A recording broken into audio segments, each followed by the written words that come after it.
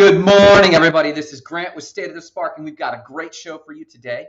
I'm going to be covering the 5 reasons you want to start before you're ready. Listen, just start. If that's all you saw this morning, you were skimming your feed, and you thought, what's Grant got for me today? Just freaking start today. Start before you're ready. But we're going to cover the 5 reasons for the rational people. We're going to cover the 5 reasons you should. We've also got a quick story of why 2 plus 2 is not better than princes and princesses. What that crap? Yep, we're going to be talking about that. And then we're going to be talking about, I think, how Banksy's, the artist, heart was shredded. We're going to be talking about all of that. But before anything, you know what we're doing. We're covering a morning cup of gratitude. What are you most grateful for this morning? What's exciting you? What's causing you concern and you're just dwelling on it a little too much? What are you most grateful for today? Please take a moment. If this is all you see from the show, please take a moment to share with others. Maybe not us, if it's a little too private, but what are you most grateful for? Let me start. You know what? It's so silly, but I'm absolutely grateful for lemon juice in my coffee. Okay, don't balk at this. If you have not put lemon juice in your coffee, you don't even know what's happening. A lot of coffee has acidic and citrus notes, and lemon juice, I just like a little sprit of lemon juice in there, and I think it helps so much. And then it also has some digestive benefits. I'm also absolutely grateful for my new workout program, which I got from, hot tip, Samer. Check out Samer of Palestinian Hustle. He's a great guy, Samer Fitty. I've seen him twice now, 2 days in a row, yesterday afternoon and this morning at the gym. So I don't know if he's doing 2-a-days too, but I know we are. That's what I'm grateful for. What are you grateful for? Did you have a great dream? Did you have a good time over the weekend? There's James. Whoa! A rare occurrence from a good friend, James Joseph. Grateful for the morning cup of gratitude. What are you grateful for? Thanks for sharing, James. I appreciate it, brother. Let's talk about other news and why Banksy, I think, his love got broke. Here we go. Some of you might actually be able to conjure up a picture in your mind of Banksy's artwork. And if you think about a lot of Banksy's artwork, one of them has been known as Girl with a Balloon. And it looks like a spray painted girl on a piece of painting. She's holding a red balloon, but it's actually a heart. And it's a great piece. Well, in 2018, this piece actually went on auction. That's right. I don't know if any of you remember this. Me and Marissa remember this closely. His piece, Girl with a Balloon, went on auction in 2018. And just as they were taking bids, a loud noise, imagine a very stuffy tie, suit and tie, very wealthy people, assistants to wealthy people were on the phones making bids on, oh, I'll give you this, that, and the other. The bidding started at $1.4 million for this Banksy piece of artwork when suddenly a noise like a printer started kicking on. Psh, psh, and suddenly the painting, shocking everyone in the room, started getting sucked down through the frame and shredded. James also says he's thankful for the chief instigator, the chief spark instigator. You got it, buddy.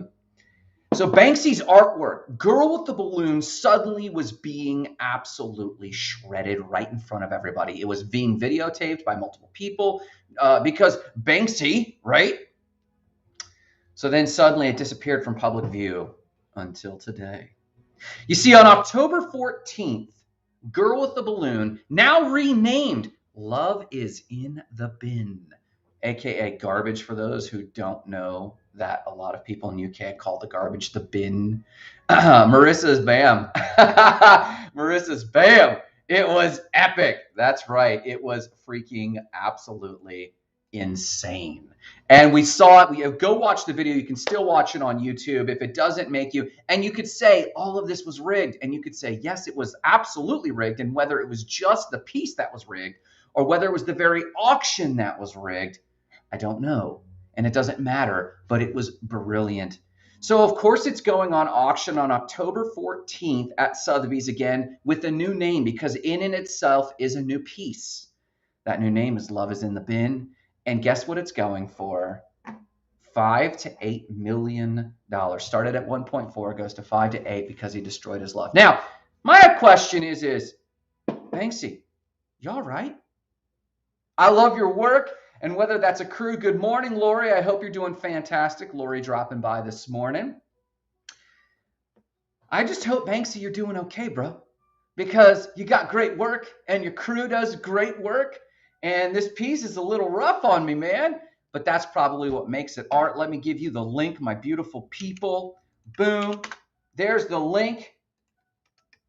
There's the link. You can see a thumbnail of this you can see a thumbnail of the piece right there in the comments if you're curious of what love is in the bin looks like.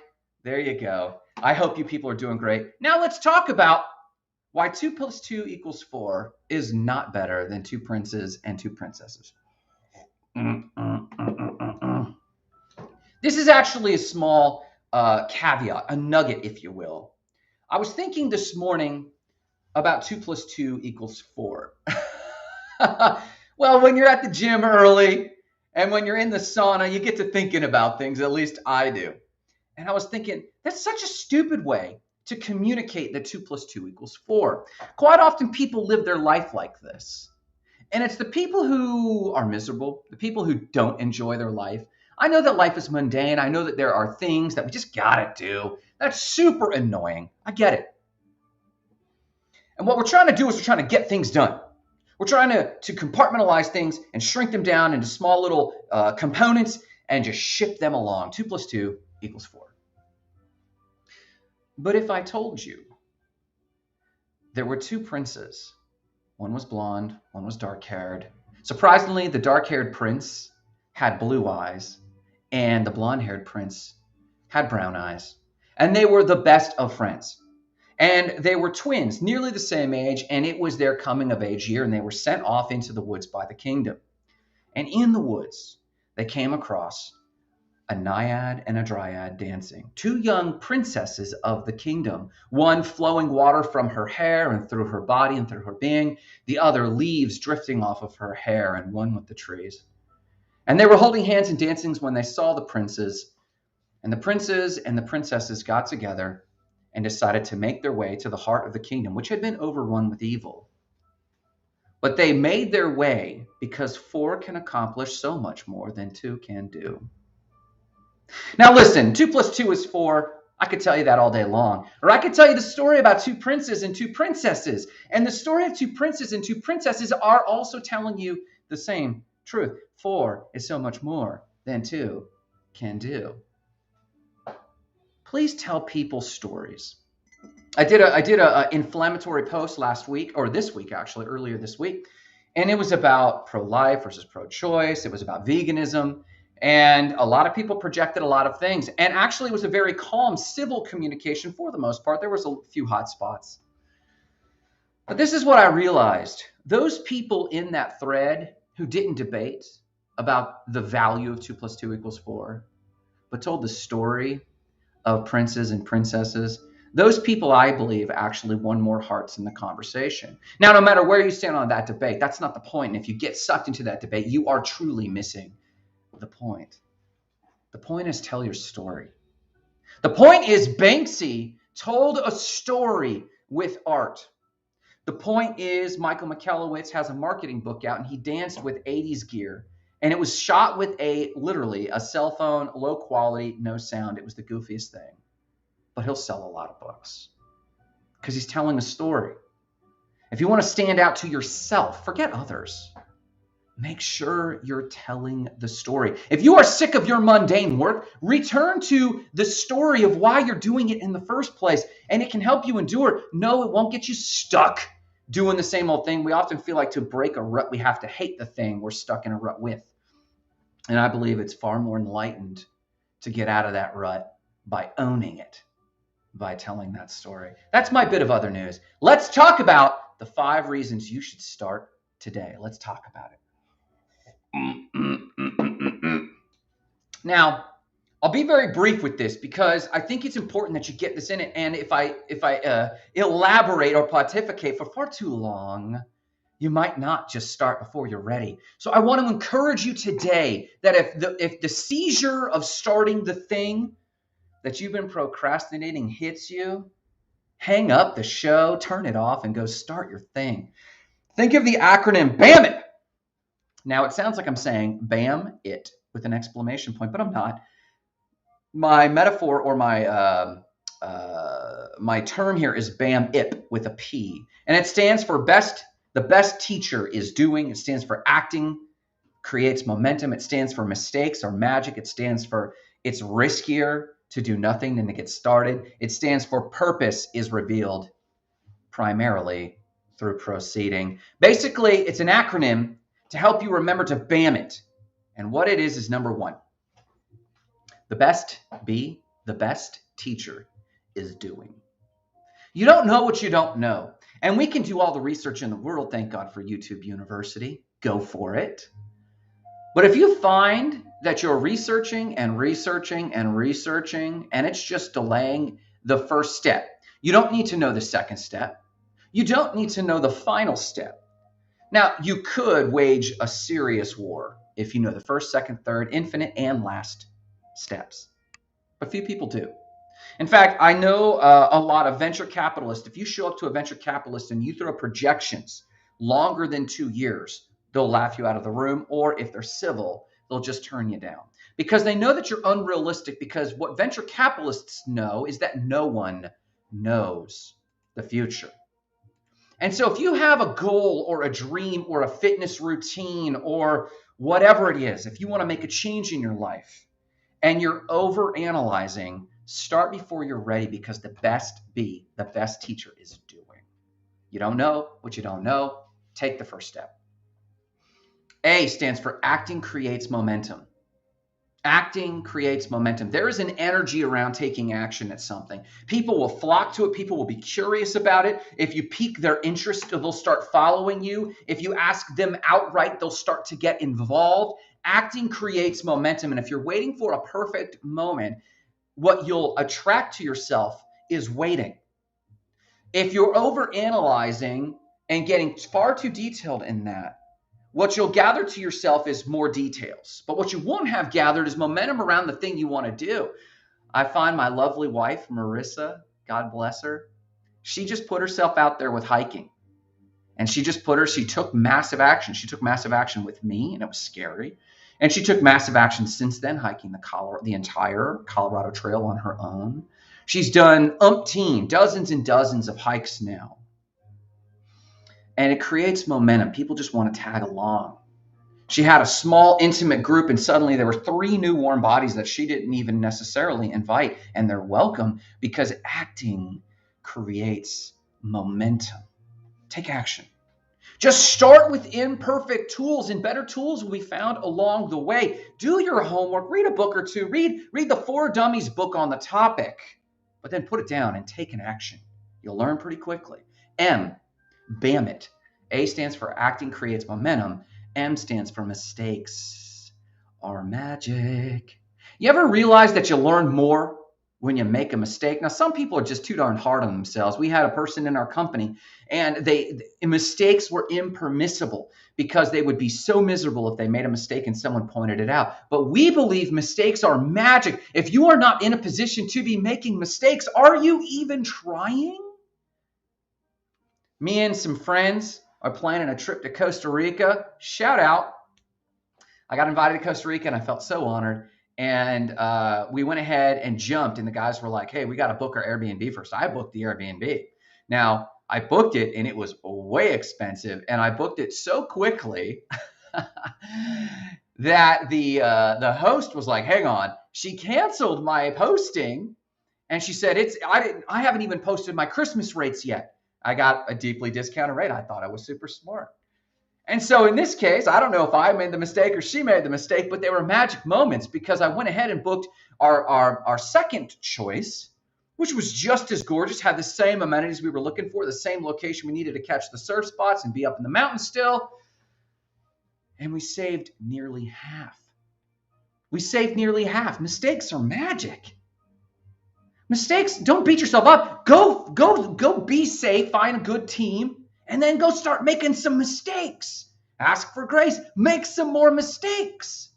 If you're not making mistakes, are you even trying? We know this from gymnastics. We know this from surfing. We know this from fitness. You do workouts and you're like, how much should I push? I don't know. And you push until you fail, and then you learn what you can do.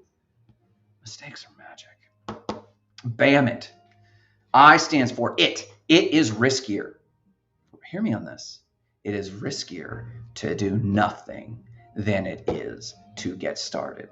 I'm very proud of me and Marissa. Me and Marissa last summer, some of you have heard this story. Last summer, me and Marissa saw that the market was more beat up than anything. 2021, the market was just scary. The pandemic market, people were unsure of the future. And if you go look at the stock chart, it was just absolutely bottoming out. And me and Marissa were talking to each other, and we were sitting on some money. We had an account just for this. And we asked ourselves, should we do this? And it's like, well, if we invest here, what if we lose it? And it's like, well, we can't buy a property with the money we have. We might be able to build out an Airbnb, like buying furniture and stuff. We might be able to take a trip with this money. But the purpose of this money was to take a risk. Now, mind you, first and foremost, risk, there's nothing that is inherently risky. You need to redefine risk. Risk is defined as what you don't know. The gap between what you do know and what you should know to do something. So is stock options risky? No. In fact, I brought that up because my first investment, I had worked 6 months of overtime at my job at Piper Aircraft. I was working for something like $5 an hour, and then I was doing overtime, so I was getting time and a half. So I was getting $7.50 an hour, and so I would work 2 hours overtime in the evening, 1 hour of overtime in the morning, and I would just rack up overtime. And I was finally able to save up my first $1,600. And I woke up that day, I took the day off from work, and I said, I'm going to do my first stock options investment. Now, this whole time I was working, of course, I wasn't studying. I didn't know anything. It was risky because I didn't know anything. I put my $1,600 in, and I lost it in 15 minutes. It's gone. Couldn't get it back. The market wouldn't bounce back the way stock options expire. I bought the wrong stock option. It's gone. 6 months of my life. I looked at myself and I said, mistakes are magic. What could there's not a class or a course I could have taken at college that I could have paid that amount, invested 6 months, and then actually taken action. It would have been riskier for me to spend the next 40 years at Piper Aircraft only to get fired, which is what happened that summer because of the 9/11. Piper nearly went out of business. They laid off 1,700 people that year. What if you had been working 40 years and suddenly got fired with no retirement because of the Enron scandal or the stock market correction of 2000 or the real estate correction of 2008? It is riskier to do nothing. Now, I'm very happy to say we tripled, if not quadrupled, the money we put in last summer. It would have been riskier to not take action. Now, for those of you who watched the show yesterday or Monday or whatever it was, I was high on Cardano, and I still am. Cardano is down to like $2.30, and when I was talking about it the other day, it was like $2.89. I lost my savings. No, if you sell, you lost your savings. I'm doubling down. But here's the thing. You don't put your whole nut in at one time. It's riskier to do nothing. That's the lesson. So what I do is I put a little bit in it's like putting your toe in the water to get a temperature. I put a little bit of money in and I start riding the thing to get a feel for it. And when I feel like I know how it's moving, then I move a lot of money in. We're about to do this with Cardano, Ethereum, and a third option. I'm looking at actually staking my USDT, which is a token pegged to the US dollar. You can stake it for about 30% a year.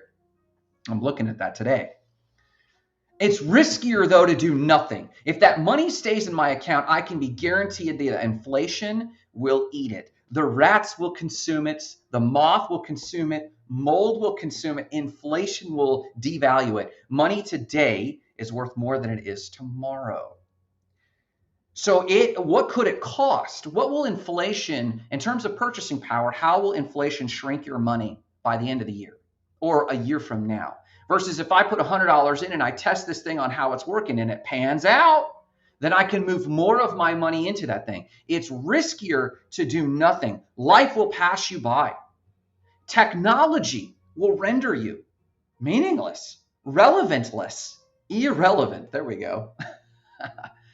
It's riskier to do nothing. If you're in the stream, for Marissa, if you're in the stream of hiking and you're in that conversation, that's low tech, it's slow pace. Yeah, but things are always changing. What about this trail? What about this fire that closed this park? She's involved. She's in the game. For us with websites, we're in the game. So we know the pace of it. It's much easier for us to adjust than it is a new entrant, someone just now entering the field or considering the risks. I tell them, just get started, because it's the pace of the thing, the energy of the thing, the momentum of the thing that you need to know. The tools change, man. The technology changes. The dialogue changes. You need to know all of that. But the flow, the energy of that thing, it is riskier to do nothing than it is to get started. And last but not least, P, BAMIP, P. Purpose is revealed primarily through proceeding. What if acting tells you, what if taking an action tells you that this isn't something you want after all? You're going to sit up at night and you're going to hem and haw and decide whether or not this one direction for you is the right thing. Maybe you think you want to be a fitness trainer. If you take action now, you start sitting through the class and you realize, ooh, maybe this isn't what I wanted. That's okay. I started a class, and the reading for this class is so archaic. They're teaching us management principles, and it would be one thing if this was just the history of business management, but they're teaching us business management principles that began in 1919. Their anecdotes are from pre-1970. This is slow-paced. They redefine entrepreneurship. Identifying market opportunities is entrepreneurship. What the hell? I'm a 42-year-old adult. I have my definition of these terms, and I don't mind pencil whipping and passing a test. But what's going on is purpose is revealed primarily through proceeding. And I'm deliberating. I'm taking this course, and I keep telling myself I want to finish my degree. Not like this. I'd love to be in psychology. I'm trying to finish a business degree because it's the shortest distance between 2 points. I should be able to pencil whip a business course, except I got to sit through classes like this.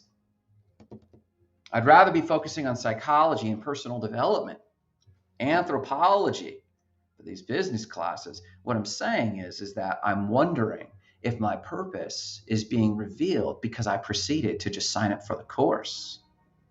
Some people would have overanalyzed and read the syllabus and tried to decide if this is the right class for me and if this is the right direction I want. And then when they made that commitment, they made an irrevocable commitment. That's a stressful way to live, man. I love showing up and discovering something.